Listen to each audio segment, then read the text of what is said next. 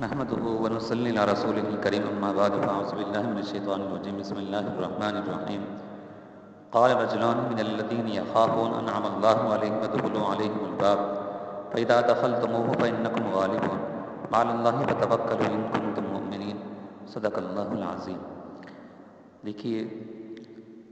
علامہ ابن کثیر نے اپنی کتاب قصص الانبیاء میں حضرت غالب بن یوحنا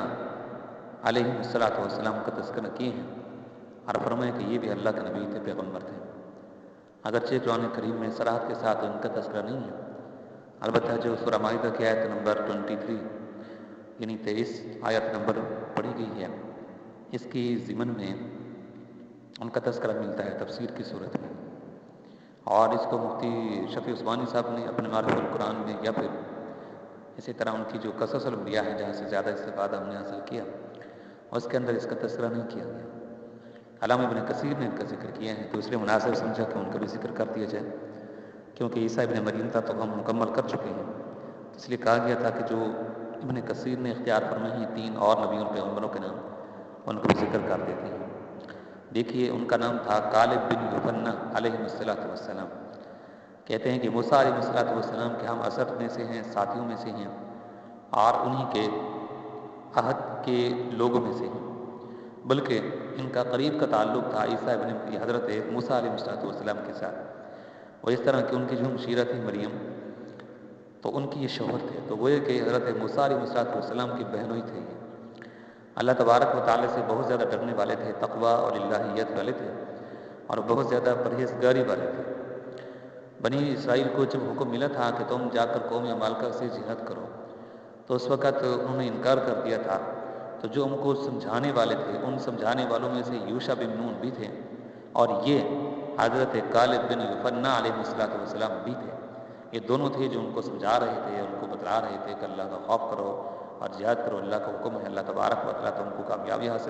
کامیابی دیں گے اور تم کو جو ہے غالب رکھیں گے۔ چنانچہ قرآن کریم میں جو آیات ابھی پڑھی گئی ہیں، انہی کے اندر اللہ تبارک و تعالیٰ اسی بات کو ارشاد فرما رہے ہیں۔ فرمایا، اللہ سے ڈرنے والے 2 آدمیوں میں، جن میں سے غالب بن یوحنا اور یوشع بن نون نے،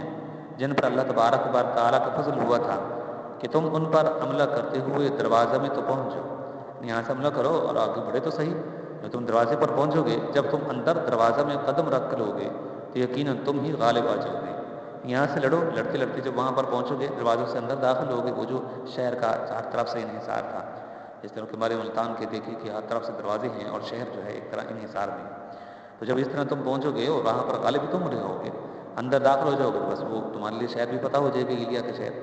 اللہ، اگر تم سچے مومن ہو تو صرف اللہ پر بھروسہ رکھو۔ اللہ تبارک و تعالیٰ جب تم سے وعدہ کر چکا ہے کہ تم کو فرصت تم کو تمہاری نصرت کرے گا اور تم کو فتح دے گا، تو اللہ تبارک و تعالیٰ کا وعدہ ایسا تو نہیں ہے کہ وعدہ کر لیں پھر اللہ تبارک و تعالیٰ اپنے وعدے سے جو مکر جائیں، یہ وعدے کو ٹال دیں، ایسا ہرگز نہیں ہے۔ اللہ جب وعدہ کرتے ہیں تو اپنے وعدے کو پورا کرتے ہیں، لہٰذا آگے بڑھو، اللہ تبارک و تعالیٰ کے وعدے کے اوپر یقین رکھو، اعتماد رکھو، اللہ ضرور تمہاری نصرت کرے گا، تمہاری مدد کرے گا۔ لیکن وہ لوگ نہ مانے تھے، جس کا نتیجہ یہ ہوا کہ پھر وہ 40 سال تک وادی تین میں بھٹکتے رہے۔ بالآخر وہ جب بڑے ان کے ختم ہو گئے، نئی قوم آئی، نئی نسل آئی، تو انہوں نے پھر یوشع بن نون کی قیادت میں جہاد کیا، اور پھر فتح اور کامیابی اللہ کے بتائے ہوئے حکم کے مطابق انہوں نے حاصل کی تھی۔ تو یہ یوحنا بن غالب ہیں جن کا ذکر حضرت علامہ ابن کثیر نے قصص الانبیاء کے اندر کیے ہیں، مناسب سمجھا ہے کہ ان کا تذکرہ کر دیا جائے۔ چلیں آگے پھر شیعہ بن مسیح ہیں، اور اسی طرح ان کے ساتھ ایک اور نبی ہیں، ان کا نام ہے ارمیا بن حلقیہ، ان کا بھی تذکرہ بھی کرتے ہیں انشاءاللہ۔